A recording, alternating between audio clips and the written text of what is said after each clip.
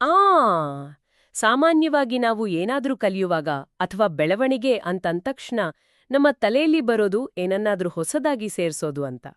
ಹೌದು. ಅಂದ್ರೆ ಒಂದು ಮನೆ ಕಟ್ಟುವಾಗ ಇಟ್ಟಿಗೆ ಮೇಲೆ ಇಟ್ಟಿಗೆ ಇಡೋ ತರ ಹೆಚ್ಚು ಪುಸ್ತಕಗಳನ್ನ ಓದೋದು, ಹೆಚ್ಚು ಚಾಪ್ಟರ್ಸ್ ಮುಗ್ಸೋದು, ಇಲ್ಲಾಂದ್ರೆ ಲೈಬ್ರರಿಯಲ್ಲಿ ಹೆಚ್ಚು ಗಂಟೆಗಳ ಕಾಲ ಕೂರೋದು. ಅದೇ ನಿಜವಾದ ಕಲಿಕೆ ಅಂತ ನಮ್ಮ ಶಿಕ್ಷಣ ವ್ಯವಸ್ಥೆಯಲ್ಲಿ ಅಚ್ಚೊತ್ಬಿಟ್ಟಿದೆ. ಎಕ್ಸಾಕ್ಟ್ಲಿ. ಆದ್ರೆ ನಿಜವಾದ ಬೆಳವಣಿಗೆ ಅಂದ್ರೆ ಹೊಸದಾಗಿ ಏನನ್ನಾದ್ರೂ ಸೇರ್ಸೋದಲ್ಲ, ಬದಲಾಗಿ ನಮ್ಮಲ್ಲಿರೋ ಲೋಪಗಳನ್ನ ಅಂದ್ರೆ ತಪ್ಪುಗಳನ್ನ ತೆಗೆಯೋದು ಅಥವಾ ಕಡಿಮೆ ಮಾಡೋದು ಅಂತಂದ್ರೆ ಆ ಇಡೀ ಪ್ರಕ್ರಿಯೆ ಹೇಗಿರುತ್ತೆ? ಅದು ತುಂಬಾನೇ ಆಸಕ್ತಿದಾಯಕವಾಗಿರುತ್ತೆ. ಸರಿ, ಇದನ್ನು ಬಿಡಿಸಿ ನೋಡೋಣ. ಇಂದಿನ ಈ ಆಳವಾದ ವಿಶ್ಲೇಷಣೆಯಲ್ಲಿ ನಾವು ಡಾಕ್ಟರ್ ಸುಜೇಂದ್ರ ಪ್ರಕಾಶ್ ಅವರು ಬರ್ದಿರುವ ರಹಸ್ಯ 46 ಪ್ರತಿಯೊಂದು ಪ್ರಯತ್ನದಲ್ಲೂ ತಪ್ಪುಗಳನ್ನ ಕಡಿಮೆ ಮಾಡೋದು ಅಂದ್ರೆ minimise errors in every trial ಈ ಪರಿಕಲ್ಪನೆಯನ್ನ ಒರೆಗೆ ಹಚ್ಚಲಿದ್ದೀವಿ. ಇಲ್ಲಿ ಗಮನಿಸಬೇಕಾದ ಕುತೂಹಲಕಾರಿ ವಿಷಯವೆಂದ್ರೆ ಇದೊಂದು ಸಂಪೂರ್ಣ ವಿರುದ್ಧವಾದ ದೃಷ್ಟಿಕೋನ. ನಾವು ಯಾವಾಗಲೂ ಹೆಚ್ಚು ಮಾಹಿತಿಯನ್ನ ಮೆದುಳಿಗೆ ತುಂಬಿಕೊಳ್ಳೋದ್ರ ಕಡೆಗೆ ಮಾತ್ರ ಗಮನ ಹರಿಸ್ತೀವಿ ಅಲ್ವಾ? ಹೌದು, ಬರೀ ಇನ್ಫಾರ್ಮೇಶನ್ ಕಲೆಕ್ಟ್ ಮಾಡೋದೇ ಸಾಧನೆ ಅನ್ಕೊಂಡಿದೀವಿ. ಕರೆಕ್ಟ್. ಆದರೆ ಆ ಮಾಹಿತಿಯನ್ನ ವಾಸ್ತವದಲ್ಲಿ ಬಳಸುವಾಗ ಆಗುವ ಲೋಪದೋಷಗಳನ್ನ ಅಂದ್ರೆ ತಪ್ಪುಗಳನ್ನ ತೆಗೆದುಹಾಕೋ ಬಗ್ಗೆ ನಾವು ಹೆಚ್ಚು ಗಂಭೀರವಾಗಿ ಯೋಚನೆ ಮಾಡಲ್ಲ. ಇಲ್ಲಿ ಮೂಲ ಲೇಖಕರು ಕಲಿಕೆಯನ್ನ ಕೇವಲ ಜ್ಞಾನಾರ್ಜನೆ ಅಂತ ಕರೀದೆ ಅದೊಂದು ವ್ಯವಸ್ಥಿತ ಬೆಳವಣಿಗೆ ಅಂದ್ರೆ ಸಿಸ್ಟಮ್ಯಾಟಿಕ್ ಗ್ರೋತ್ ಅಂತ ವ್ಯಾಖ್ಯಾನಿಸಿದ್ದಾರೆ. ಸಿಸ್ಟಮ್ಯಾಟಿಕ್ ಗ್ರೋತ್ ಅಂದ್ರೆ ಕೇವಲ ಮಾಹಿತಿಯ ರಾಶಿನ ತಲೆಗೆ ತುಂಬಿಕೊಳ್ಳೋದಲ್ಲ. ಖಂಡಿತ ಅಲ್ಲ. ಎಲ್ಲಿ ನಾವು ಎಡುತ್ತಿದ್ವಿ ಅನ್ನೋದನ್ನ ಸರಿಯಾಗಿ ಗುರುತಿಸಿ ಆ ಎಡವಟ್ಟುಗಳನ್ನ ಹಂತ ಹಂತವಾಗಿ ಸರಿಪಡಿಸ್ಕೊಳ್ತಾ ಹೋಗೋದೇ ನಿಜವಾದ ಬೆಳವಣಿಗೆ. ಓ, ಅರ್ಥ ಆಯ್ತು. ಆದ್ರೆ ಇಲ್ಲಿ ನನ್ನದೊಂದು ಪ್ರಶ್ನೆ ಇದೆ. ಕೇವಲ ತಪ್ಪುಗಳನ್ನ ಕಡಿಮೆ ಮಾಡೋದೇ ಕಲಿಕೆ ಅಂತಾದ್ರೆ ನಮ್ಮ ವ್ಯವಸ್ಥೆಯಲ್ಲಿ ನಾವು ಕಾಲಕಾಲಕ್ಕೆ ಬರೆಯೋ ಪರೀಕ್ಷೆಗಳ ಪಾತ್ರವೇನು? ಅದೇ ದೊಡ್ಡ ವಿಷಯ ಇಲ್ಲಿ. ಯಾಕಂದ್ರೆ ಪ್ರತಿಯೊಬ್ಬರಿಗೂ ಪರೀಕ್ಷೆ ಅಂದ್ರೆ ಒಂದು ರೀತಿಯ ಭಯ, ಆತಂಕ ಇದ್ದೇ ಇರುತ್ತೆ ಅಲ್ವಾ? ಪರೀಕ್ಷೆ ಅಂದ್ರೆ ನಮ್ಮ ಯೋಗ್ಯತೆಯನ್ನ ಅಳೆಯೋ ಒಂದು ಭಯಾನಕ ತಕ್ಕಡಿ ಅಂತಾನೆ ಬಹುತೇಕರು ಭಾವಿಸ್ತಾರೆ. ಹೌದು. ಸೊ ತಪ್ಪುಗಳನ್ನ ಹುಡುಕೋ ಪ್ರಕ್ರಿಯೆ ಅಂದ್ರೆ ಅದು ಮತ್ತಷ್ಟು ಭಯ ಹುಟ್ಸಲ್ವಾ? ಆ ಭಯ ಹುಟ್ಟೋಕೆ ಕಾರಣ ನಾವು ಪರೀಕ್ಷೆಗಳನ್ನ ನೋಡೋ ದೃಷ್ಟಿಕೋನ. ಪರೀಕ್ಷೆಗಳನ್ನ ಒಂದು ಶಿಕ್ಷೆ ತರ ನೋಡೋ ಮನಸ್ಥಿತಿ ನಮ್ಮಲ್ಲಿದೆ. ನಿಜ. ಆದ್ರೆ ಈ ಬರಹದಲ್ಲಿ ಬಹಳ ಸ್ಪಷ್ಟವಾಗಿ ಉಲ್ಲೇಖಿಸಲಾಗಿದೆ ಆವರ್ತಕ ಪರೀಕ್ಷೆಗಳು ಅಂದ್ರೆ ಪಿರಿಯಾಡಿಕ್ ಟೆಸ್ಟ್, ಆಂತರಿಕ ಪರೀಕ್ಷೆಗಳು ಮತ್ತೆ ಅಭ್ಯಾಸ ಪತ್ರಿಕೆಗಳು ಕಲಿಯುವವರಿಗೆ ನೀಡೋ ಶಿಕ್ಷೆನೇ ಅಲ್ಲ. ಓ, ಶಿಕ್ಷೆ ಅಲ್ಲ. ಖಂಡಿತ ಅಲ್ಲ. ಅವು ಕೇವಲ ಪ್ರಯತ್ನಗಳು ಅಥವಾ ಟ್ರಯಲ್ಸ್ ಮತ್ತೆ ತರಬೇತಿ ಸಾಧನಗಳು ಮಾತ್ರ. ಓಕೆ. ಅಂತಿಮ ಪರೀಕ್ಷೆಗೂ ಮುನ್ನ ನಮ್ಮಲ್ಲಿನ ತಪ್ಪುಗಳನ್ನ ಲೋಪಗಳನ್ನ ಪತ್ತೆ ಹಚ್ಚಿ ಅವುಗಳನ್ನ ಕಡಿಮೆ ಮಾಡೋದಷ್ಟೇ ಈ ಆಂತರಿಕ ಪರೀಕ್ಷೆಗಳ ಏಕೈಕ ಉದ್ದೇಶ. ಇದೊಂದು ರೀತಿ ಸೋರ್ತಿರೋ ಬಕೆಟ್ ಕತೆ ಇದ್ದಾಗೆ ಇದೆ. ಹೌದು, ಸರಿಯಾದ ಹೋಲಿಕೆ. ಅಂದ್ರೆ ಒಂದು ಬಕೆಟ್ನ ತಳದಲ್ಲಿ 10 ರಂಧ್ರಗಳಿದ್ರೆ ನಾವು ಎಷ್ಟೇ ವೇಗವಾಗಿ ಎಷ್ಟೇ ಹೆಚ್ಚು ನೀರು ತುಂಬಿಸಿದ್ರೂ ಅದು ಒಂದಲ್ಲೊಂದು ಕಡೆಯಿಂದ ಖಾಲಿಯಾಗ್ತಲೇ ಇರುತ್ತೆ. ಎಕ್ಸಾಕ್ಟ್ಲಿ. ನಮ್ಮ ಸಾಮಾನ್ಯ ಮನಸ್ಥಿತಿ ಹೇಗಿರುತ್ತೆ ಅಂದ್ರೆ ನೀರು ಖಾಲಿ ಆಗ್ತಿದ್ರೆ ಇನ್ನೂ ಹೆಚ್ಚು ಹೆಚ್ಚು ನೀರು ತುಂಬಿಸ್ಬೇಕು ಅಂತ ಯೋಚಿಸ್ತೀವಿ. ಅಂದ್ರೆ ಹೆಚ್ಚು ಗಂಟೆಗಳ ಕಾಲ ಓದೋದು. ಹೌದು. ಆದ್ರೆ ನಿಜವಾದ ಪರಿಹಾರ ಹೆಚ್ಚು ನೀರು ಸುರಿಯೋದಲ್ಲ, ಆ ಬಕೆಟ್ನ ರಂಧ್ರಗಳನ್ನ ಮುಚ್ಚೋದು. ಆ ರಂಧ್ರಗಳೇ ನಾವು ಮಾಡೋ ತಪ್ಪುಗಳು. ನಿಖರವಾದ ಹೋಲಿಕೆ. ಆ ರಂಧ್ರಗಳನ್ನ ಮುಚ್ಚೋ ಕೆಲಸವನ್ನ ಈ ಆಂತರಿಕ ಪರೀಕ್ಷೆಗಳು ಮಾಡ್ತವೆ. ಅಭ್ಯಾಸದ ಸಮಯದಲ್ಲಿ ನಾವು ಈ ತಪ್ಪುಗಳನ್ನ ಕಡಿಮೆ ಮಾಡ್ತಾ ಹೋದ್ರೆ ಅಂತಿಮ ಪರೀಕ್ಷೆಯ ಕಾರ್ಯಕ್ಷಮತೆ ಅಂದ್ರೆ ಫೈನಲ್ ಪರ್ಫಾರ್ಮೆನ್ಸ್ ತಾನಾಗಿಯೇ ಅತ್ಯುತ್ತಮವಾಗಿ ಹೊರಹೊಮ್ಮುತ್ತೆ. ಆದ್ರೆ ಒಂದು ನಿಮಿಷ, ಕೇವಲ ತಪ್ಪುಗಳ ಕಡೆಗೆ ಸದಾ ಗಮನ ಹರಿಸಿದ್ರೆ ಅದು ಕಲಿಯೋ ಪ್ರಕ್ರಿಯೆನ ತುಂಬಾ ಖಿನ್ನತೆಯಿಂದ ಅಂದ್ರೆ ಡಿಪ್ರೆಸಿಂಗ್ ಆಗಿ ಕಾಣೋ ತರ ಮಾಡಲ್ವಾ? ಇದು ಸಹಜವಾದ ಪ್ರಶ್ನೆ. ಅಂದ್ರೆ ಯಾವಾಗ್ಲೂ ನಮ್ಮ ನ್ಯೂನತೆಗಳನ್ನೇ ನೋಡ್ತಾ ಇದ್ರೆ ಆತ್ಮವಿಶ್ವಾಸ ಕುಗ್ಗಲ್ವಾ ಅನ್ನೋ ಅನುಮಾನ ಬರುತ್ತೆ. ಅದು ಮಾನವ ಸಹಜವಾದ ಭಾವನೆ. ನಾವೆಲ್ಲರೂ ನಮ್ಮ ತಪ್ಪುಗಳನ್ನ ಮುಚ್ಚಿಡೋಕೆ ಅಥವಾ ನಿರ್ಲಕ್ಷಿಸೋಕೆ ಬಯಸ್ತೀವಿ. ಯಾಕಂದ್ರೆ ತಪ್ಪುಗಳನ್ನ ವೈಫಲ್ಯ ಅಂದ್ರೆ ಫೇಲ್ಯೂರ್ ಅಂತ ಸಮಾಜ ಬಿಂಬಿಸ್ಬಿಟ್ಟಿದೆ. ಹೌದು, ತಪ್ಪು ಮಾಡಿದ್ರೆ ದಡ್ಡರು ಅನ್ನೋ ಹಣೆಪಟ್ಟಿ ಕಟ್ತಾರೆ. ಕರೆಕ್ಟ್. ಆದ್ರೆ ಲೇಖಕರು ಇಲ್ಲಿ ಹೇಳ್ತಿರೋದು ತಪ್ಪುಗಳನ್ನ ನೋಡಿ ಕೊರಗೋದಕ್ಕಲ್ಲ. ಪರೀಕ್ಷೆ ಅಂದ್ರೆ ವ್ಯಕ್ತಿತ್ವನ ಅಳಿಯೋ ವೇದಿಕೆ ಅಲ್ಲ. ಓಕೆ. ಅದು ಕೇವಲ ನಾವು ಬಳಸ್ತಿರೋ ವಿಧಾನದಲ್ಲಿ ಎಲ್ಲೋ ಒಂದು ಸಣ್ಣ ರಂಧ್ರ ಇದೆ ಅಂತ ತೋರ್ಸ್ಕೊಡೋ ಕನ್ನಡಿ ಮಾತ್ರ. ಜಸ್ಟ್ ಒಂದು ಕನ್ನಡಿ. ಆ ರಂಧ್ರವನ್ನ ಮುಚ್ಚಿದ್ರೆ ಸಾಕು ಅನ್ನೋ ತಾರ್ಕಿಕ ಮನಸ್ಥಿತಿಯನ್ನ ಬೆಳೆಸ್ಕೊಂಡ್ರೆ ತಪ್ಪುಗಳು ಖಿನ್ನತೆಯನ್ನ ತರಲ್ಲ, ಬದಲಾಗಿ ಮುಂದಿನ ದಾರಿಯನ್ನ ಸ್ಪಷ್ಟಪಡಿಸ್ತವೆ. ಅಂದ್ರೆ ಪರೀಕ್ಷೆಗಳು ಕೇವಲ ಪ್ರತಿಕ್ರಿಯೆ ಅಥವಾ ಫೀಡ್ಬ್ಯಾಕ್ ನೀಡೋ ಸಾಧನಗಳು. ಎಕ್ಸಾಕ್ಟ್ಲಿ. ಇಲ್ಲಿ ವಿಷಯ ನಿಜಕ್ಕೂ ರೋಚಕವಾಗುತ್ತೆ. ಹಾಗಾದ್ರೆ ಒಂದು ಪರೀಕ್ಷೆ ಮುಗಿದ ತಕ್ಷಣ ನಾವೇನ್ ಮಾಡ್ಬೇಕು? ಆ, ಇದು ಬಹಳ ಮುಖ್ಯವಾದ ಘಟ್ಟ. ಸಾಮಾನ್ಯವಾಗಿ ನಾವೆಲ್ಲರೂ ಮಾಡೋದು ಒಂದೇ ಕೆಲ್ಸ. ಎಷ್ಟು ಮಾರ್ಕ್ಸ್ ಬಂತು ಅಂತ ಒಟ್ಟು ಮೊತ್ತ ನೋಡ್ತೀವಿ. ಹೌದು. ಪಾಸ್ ಆಗಿದ್ರೆ ಖುಷಿ ಪಡ್ತೀವಿ, ಫೇಲ್ ಆಗಿದ್ರೆ ಪುಸ್ತಕ ಮುಚ್ಚಿಟ್ಟು ಬೇಸರ ಪಡ್ತೀವಿ. ಆದ್ರೆ ಕೇವಲ ಅಂಕಗಳನ್ನ ನೋಡಿ ಸುಮ್ಮನಾಗೋದ್ರಿಂದ ಯಾವುದೇ ಪ್ರಯೋಜನ ಇಲ್ಲ ಅಂತ ಈ ಬರಹ ಹೇಳುತ್ತೆ ಅಲ್ವಾ? ಖಂಡಿತ. ಕೇವಲ ಒಟ್ಟು ಅಂಕಗಳನ್ನ ನೋಡೋ ಬದಲು ಆ ಅಂಕಗಳು ಯಾಕೆ ಕಡಿಮೆ ಆದವು ಮತ್ತೆ ನಾವು ಮಾಡಿದ ತಪ್ಪುಗಳ ಸ್ವರೂಪವೇನು ಅನ್ನೋದನ್ನ ವಿಶ್ಲೇಷಣೆ ಮಾಡೋದು ಬಹಳ ಮುಖ್ಯ. ತಪ್ಪುಗಳ ಸ್ವರೂಪ. ಇದಕ್ಕಾಗಿ ಪ್ರತಿಯೊಂದು ಪರೀಕ್ಷೆಯ ನಂತರ ಕೇಳಿಕೊಳ್ಳಬೇಕಾದ 4 ಅತ್ಯಂತ ಮುಖ್ಯ ಪ್ರಶ್ನೆಗಳನ್ನ ಲೇಖಕರು ನೀಡಿದ್ದಾರೆ. ಓ, 4 ಪ್ರಶ್ನೆಗಳು. ಅವು ಯಾವುವು? ಈ 4 ಪ್ರಶ್ನೆಗಳು ಇಡೀ ಕಲಿಯುವಿಕೆಯ ದಿಕ್ಕನ್ನೇ ಬದಲಾಯಿಸೋ ಸಾಮರ್ಥ್ಯ ಹೊಂದಿದೆ. ಅದರಲ್ಲಿ ಮೊದಲನೇ ಪ್ರಶ್ನೆ ಬಂದು, ತಪ್ಪುಗಳ ಸಂಖ್ಯೆ ಕಡಿಮೆ ಆಗಿದೆಯಾ? ಇದು ಬಹಳ ನೇರವಾದ ಲೆಕ್ಕಾಚಾರ. ಅಂದ್ರೆ ಹೋದ ಬಾರಿ ಒಂದು ಪರೀಕ್ಷೆಯಲ್ಲಿ ನಾನು 20 ತಪ್ಪು ಮಾಡಿದ್ರೆ ಈ ಬಾರಿ ಅದೇ ರೀತಿಯ ಪರೀಕ್ಷೆಯಲ್ಲಿ ಆ ಸಂಖ್ಯೆ 15ಕ್ಕೆ ಇಳಿದಿದ್ಯಾ ಅಂತ ಪ್ರಾಮಾಣಿಕವಾಗಿ ನೋಡ್ಕೊಳ್ಳೋದು. ಹೌದು, ಇದು ಮೇಲ್ನೋಟದ ಲೆಕ್ಕಾಚಾರ. ಆದ್ರೆ ಎರಡನೇ ಪ್ರಶ್ನೆ ಇದಕ್ಕಿಂತಲೂ ಆಳವಾದದ್ದು. ಅದೇನು? ತಪ್ಪುಗಳ ಸ್ವರೂಪ ಬದಲಾಗಿದೆಯಾ? ಅಂದ್ರೆ ಟೈಪ್ ಆಫ್ ಎರರ್ಸ್. ನಮ್ಮ ತಪ್ಪುಗಳು ಯಾವ ರೀತಿಯವು ಅನ್ನೋದನ್ನ ನಾವು ಗಮನಿಸ್ತಾ ಇದೀವಾ ಅನ್ನೋದು ಇಲ್ಲಿನ ಪ್ರಶ್ನೆ. ತಪ್ಪುಗಳ ಸ್ವರೂಪ ಅಂದ್ರೆ ಉದಾಹರಣೆಗೆ ಒಂದು ಗಣಿತದ ಲೆಕ್ಕ ಮಾಡುವಾಗ ಹೋದ ಬಾರಿ ನನಗೆ ಸೂತ್ರವೇ ಅಂದ್ರೆ ಫಾರ್ಮುಲಾವೇ ಗೊತ್ತಿರಲಿಲ್ಲ, ಹಾಗಾಗಿ ಲೆಕ್ಕ ತಪ್ಪಾಗಿತ್ತು ಅಂದ್ಕೊಳ್ಳೋಣ. ಆದ್ರೆ ಈ ಬಾರಿ ಸೂತ್ರನ ಸರಿಯಾಗಿ ಬರ್ದು ಕೊನೆಯ ಹಂತದಲ್ಲಿ ಕೂಡಿಸುವಾಗ ಅಥವಾ ಕಳೆಯುವಾಗ ಲೆಕ್ಕಾಚಾರದಲ್ಲಿ ಸಣ್ಣ ತಪ್ಪು ಮಾಡಿರಬಹುದು ಅಲ್ವಾ? ಎಕ್ಸಾಕ್ಟ್ಲಿ. ಅಂದ್ರೆ ತಪ್ಪಿನ ಸ್ವರೂಪ ಸಂಪೂರ್ಣವಾಗಿ ಬದಲಾಗಿದೆ.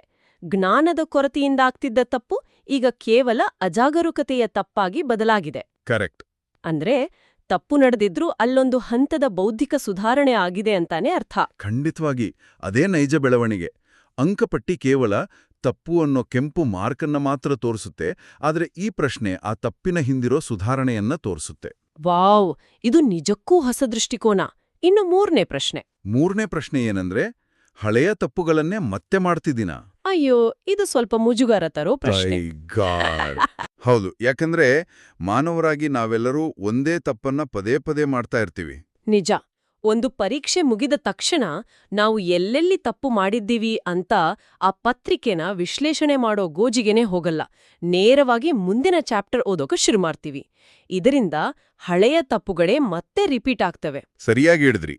ನಮ್ಮ ತಪ್ಪುಗಳನ್ನು ವಿಶ್ಲೇಷಿಸಲು ನಾವು ಸಮಯ ಮೀಸಲಿಡದಿದ್ರೆ ನಾವು ಆ ಹಿಂದಿನ ಪ್ರಯತ್ನದಿಂದ ಏನನ್ನೂ ಕಲ್ತಿಲ್ಲ, ಕೇವಲ ಸಮಯ ವ್ಯರ್ಥ ಮಾಡಿದ್ದೀವಿ ಅಂತ ಅರ್ಥ. ಇದು ನಮಗೆ ನಾವೇ ಕನ್ನಡಿ ಹಿಡಿದುಕೊಂಡ ಹಾಗೆ ಇದೆ. ಹೌದು. ಮತ್ತೆ ಕೊನೆಯದಾಗಿ 4ನೇ ಪ್ರಶ್ನೆ, ಹೊಸ ತಪ್ಪುಗಳನ್ನು ಸೃಷ್ಟಿಸ್ತಿದ್ದೀನಾ? ಒಂದು ನಿಮಿಷ. ಹೊಸ ತಪ್ಪುಗಳನ್ನ ಮಾಡೋದು ಅಂದ್ರೆ ನಾವು ಕಲಿಯುವಿಕೆಯಲ್ಲಿ ಹಿಂದೆ ಹೋಗ್ತಿದೀವಿ ಅಂತ ಅರ್ಥ ಅಲ್ವಾ?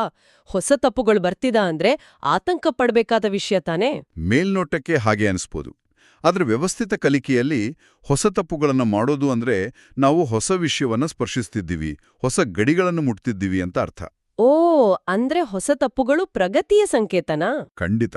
ಹಳೆಯ ತಪ್ಪುಗಳನ್ನ ಮಾಡದಿರೋದು ಮತ್ತೆ ಅದರ ಬದಲು ಹೊಸ ಬಗೆಯ ತಪ್ಪುಗಳನ್ನ ಎದುರಿಸೋದು ಪ್ರಗತಿಯ ಸಂಕೇತ. ಇದನ್ನ ನಾವು ವಿಶಾಲ ದೃಷ್ಟಿಕೋನದಲ್ಲಿ ನೋಡೋದಾದ್ರೆ ಇಲ್ಲಿನ ಅಂತಿಮ ಗುರಿ ತಕ್ಷಣವೇ ಪರಿಪೂರ್ಣತೆಯನ್ನ ಅಂದ್ರೆ ಪರ್ಫೆಕ್ಷನ್ ಅನ್ನ ಸಾಧಿಸೋದಲ್ಲ. ಹೌದಲ್ವಾ? ಪರ್ಫೆಕ್ಷನ್ ಅನ್ನೋದು ರಾತ್ರೋರಾತ್ರಿ ಸಿಗುವಂಥದ್ದಲ್ಲ. ಎಕ್ಸಾಕ್ಟ್ಲಿ. ಹಿಂದಿನ ಬಾರಿಗಿಂತ ಮುಂದಿನ ಪ್ರಯತ್ನದಲ್ಲಿ ಕಡಿಮೆ ತಪ್ಪುಗಳನ್ನ ಮಾಡೋದು ಮತ್ತೆ ತಪ್ಪುಗಳ ಸ್ವರೂಪವನ್ನ ಅರಿಯೋದು ಮಾತ್ರವೇ ಇಲ್ಲಿನ ಮೂಲ ಉದ್ದೇಶ. ಈ 4 ಪ್ರಶ್ನೆಗಳು ನಮ್ಮ ಆಲೋಚನಾ ಕ್ರಮವನ್ನೇ ಬುಡುಮೇಲು ಮಾಡ್ತವೆ. ಹೌದು. ಹಾಗಾದ್ರೆ ಇದರ ಒಟ್ಟಾರೆ ಅರ್ಥವೇನು? ಈ ವಿಚಾರಗಳನ್ನ ಕೇವಲ ತಲೆಯಲ್ಲಿಟ್ಕೊಂಡು ಹೌದು ನಾನ್ ಸುಧಾರಿಸ್ತಿದ್ದೀನಿ ಅಂತ ಭಾವನಾತ್ಮಕವಾಗಿ ಅಂದ್ಕೊಂಡ್ರೆ ಸಾಲದು. ಕರೆಕ್ಟ್. ಕೇವಲ ಮನಸ್ಸಿನಲ್ಲೇ ಲೆಕ್ಕ ಹಾಕೋಕ್ಕಾಗಲ್ಲ. ಅದಕ್ಕೊಂದು ಸ್ಪಷ್ಟವಾದ ಲೆಕ್ಕಾಚಾರ ಬೇಕು. ಈ ಬೆಳವಣಿಗೆಯನ್ನ ಪ್ರಾಯೋಗಿಕವಾಗಿ ಅಳೆಯೋದು ಹೇಗೆ?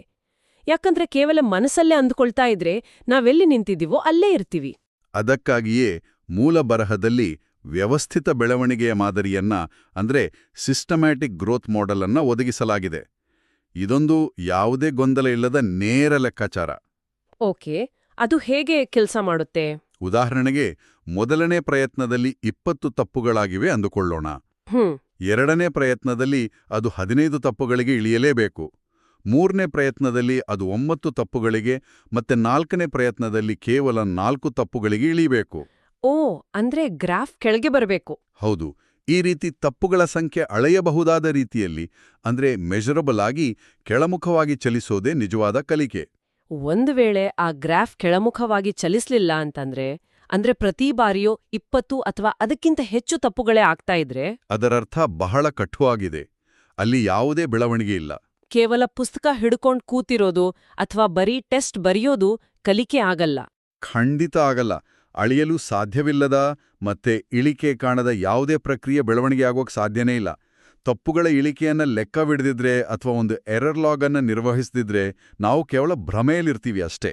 ನಾವು ಎಷ್ಟೋ ಬಾರಿ ಬಹಳ ಕಷ್ಟಪಟ್ಟು ಓದ್ತಿದ್ದೀವಿ, ಹಗಲು ರಾತ್ರಿ ತಯಾರಿ ನಡೆಸ್ತಿದ್ದೀವಿ ಅಂತ ಭ್ರಮೆಯಲ್ಲಿರ್ತೀವಿ. ಆದ್ರೆ ಆ ತಯಾರಿ ಸರಿಯಾದ ದಿಕ್ಕಿನಲ್ಲಿದೆಯೋ ಇಲ್ವೋ ಅಂತ ಅಳಿಯೋಕೆ ಈ ಮಾದರಿ ಅತ್ಯಗತ್ಯ. ಎಕ್ಸಾಕ್ಟ್ಲಿ.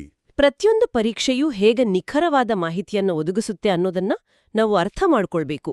ಎಲ್ಲಿ ಅಂಕಗಳನ್ನು ಕಳ್ಕೊಂಡ್ವಿ, ಹಿಂದಿನ ಬಾರಿಗಿಂತ ಸುಧಾರಣೆ ಆಗಿದ್ಯಾ ಅನ್ನೋ ಫೀಡ್ಬ್ಯಾಕ್ ತಗೊಳ್ದೆ ಕುರುಡಾಗಿ ಓದೋದು ಸಮಯದ ವ್ಯರ್ಥ ಅಲ್ವಾ? ಹೌದು. ಆದ್ರೆ ಈ ಅಳಿಯೋ ಪ್ರಕ್ರಿಯೆಯಲ್ಲಿ ಒಂದು ದೊಡ್ಡ ಮಾನಸಿಕ ಅಡಚಣೆ ಇದೆ. ಅದೇಮೋ? ನಾವು ನಮ್ಮ ಬೆಳವಣಿಗೆಯನ್ನು ಅಳಿಯೋಕ್ ಪ್ರಾರಂಭಿಸಿದಾಗ ನಮ್ಮ ಕಣ್ಣುಗಳು ಸ್ವಾಭಾವಿಕವಾಗಿ ಪಕ್ಕದವರ ಗ್ರಾಫ್ ಕಡೆಗೆ ಹೋಗ್ತವೆ. ಖಂಡಿತ. ಇದು ನಾವು ಪ್ರತಿದಿನ ನೋಡೋ ವಾಸ್ತವ. ಅಳಿಯೋದಂದ್ರೆ ಸಾಮಾನ್ಯವಾಗಿ ಇತರರೊಂದಿಗೆ ಹೋಲಿಸಿಕೊಳ್ಳೋದು.